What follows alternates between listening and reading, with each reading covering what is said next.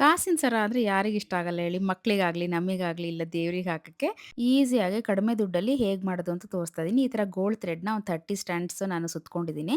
ಅದನ್ನ ಆ ಥರ 3 ಮಾಡ್ಕೊಂಡಿದ್ದೀನಿ 30 ಸ್ಟ್ಯಾಂಡ್ಸ್‌ದು. ಆಮೇಲೆ ಅದನ್ನ ಜಡೆ ಥರ ಹೆಣ್ಕೊಂಡಿದ್ದೀನಿ.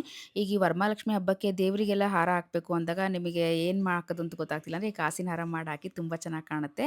ನಾನಿಲ್ಲಿ ಲೆಂತ್ ಸ್ವಲ್ಪ ಚಿಕ್ಕದೇ ಇದೆ. ಚಿಕ್ಕದು ತಗೊಂಡಿದ್ದೀನಿ. ದೊಡ್ಡದು ಮಾಡ್ಬೇಕಂದ್ರೆ ಇಂಚೂರು ದೊಡ್ಡದೇನಾದ್ರು ಬಾಕ್ಸ್ ಇಲ್ಲ ಕಾರ್ಡ್‌ಬೋರ್ಡ್ ಇಟ್ಕೊಂಡು ಜಾಸ್ತಿ ಉದ್ದ ಇದು ಸ್ಟ್ಯಾಂಡ್ ಸುತ್ಕೊಳ್ಳಿ. ನೆಕ್ಸ್ಟ್ ಈ ಕಾಸುಗಳನ್ನ ಇದ್ರಲ್ಲಿ ಹಾಕಿ ಹೊಲಿತಾ ಇದ್ದೀನಿ. ಒಂದೊಂದೇ ಸ್ಟಿಚ್ ಮಾಡ್ತಾ ಇದ್ದೀನಿ. ಆವಾಗ ಅದು ಸ್ಟಿಫಾಗಿ ಕೂರಲ್ಲ. ನೀಟಾಗಿ ಹಂಗೆ ಅಲ್ಲಾಡುತ್ತೆ. ನಾವು ಇದನ್ನ OHP ಶೀಟ್ ಮೇಲೂ ಅಂಟಿಸ್ಬಿಟ್ಟು ಮಾಡ್ಬೋದು ಈಸಿ ಆಗುತ್ತೆ.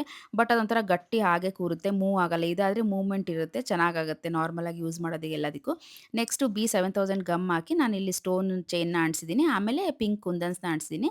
ಬೇಕಾದ್ರೆ ಗ್ರೀನು, ಪಿಂಕ್ ಇಲ್ಲ ನಮ್ಗೆ ಇಷ್ಟ ಆಗಿದ್ದ ಕಲರ್ ಹಾಕ್ಕೋಬೋದು. ತುಂಬ ಚೆನ್ನಾಗಿ ಕಾಣುತ್ತೆ. ಲಾಸ್ಟಿಗೆ ಎಡ್ಜಿಗೆ ಈ ಥರ ಹುಕ್‌ನ ಹಾಕಿ ಅಲ್ಲಿ ಸ್ಟಿಕ್ ಮಾಡಿಬಿಟ್ರೆ ಆಯಿತು ಗಟ್ಟಿಯಾಗಿ ಕುತ್ಕೊಳ್ಳುತ್ತೆ. ಸೊ ಯಾರ್ಯಾರಿಗೆ ಕಾಸಿನ ಸರ ಅಂದರೆ ತುಂಬ ಇಷ್ಟ ಇದೆ ಅವ್ರು ಇದನ್ನು ಖಂಡಿತವಾಗಿ ಟ್ರೈ ಮಾಡಿ. ಬಾಯ್.